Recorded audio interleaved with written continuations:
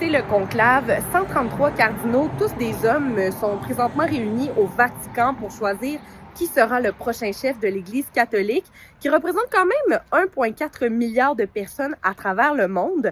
Ça m'a inspiré la question, est-ce qu'on pourrait voir une femme pape un jour? En fait, la réponse va être non.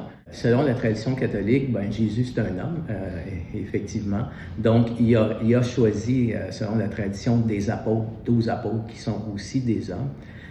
Et dans la tradition catholique, évidemment, le pape s'inscrit dans la lignée des apôtres, dans la lignée de Pierre.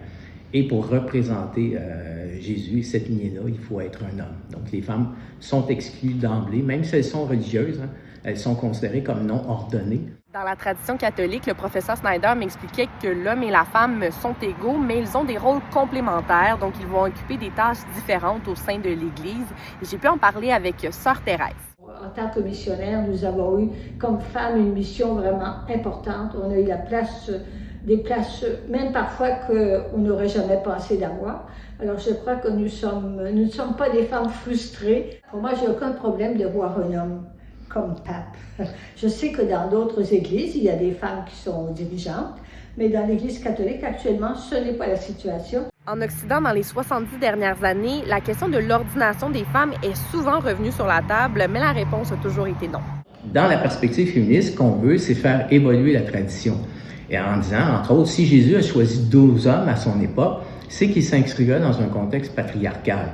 Et dans ce contexte-là, s'il y avait choisi des femmes, ça aurait été non crédible. Ce qui ne veut pas dire que la tradition ne peut pas évoluer. Si un jour ça convient, ou c'est convenable qu'il y ait une femme comme pape, eh bien l'Esprit Saint verra le suggérer à une personne qui en aura la vocation. Parce que je pense que ce n'est pas une question de pouvoir. Si on réfléchit vraiment à ce qu'est la mission du pape, c'est une mission très exigeante et je ne sais pas si vraiment, comme personne humaine, on peut avoir le désir de devenir pape. Le pape va notamment devoir se prononcer sur des enjeux qui touchent les femmes. Donc, ce qui se passe au Vatican en ce moment, bien, ça ne concerne pas juste les cardinaux et les croyants. On oublie souvent ça, entre autres au Québec et en Occident, le pape fait de la politique, le pape tente d'influencer les politiques qui nous concernent. Donc, il faut tenir compte de ce que le pape va dire et pousser du côté féministe, entre autres, à ce que la pensée catholique évolue sur certaines questions qui concernent les femmes et même les communautés LGBTQ+. Parce qu'il y a une influence dans les sociétés démocratiques. Plusieurs vont surveiller ce qui se passe, comme Sœur Thérèse. Je vais suivre ça sûrement de près, très près. Et d'ailleurs, j'ai commencé surtout ce qui est le plus important pour moi, c'est de prier pour le conclave.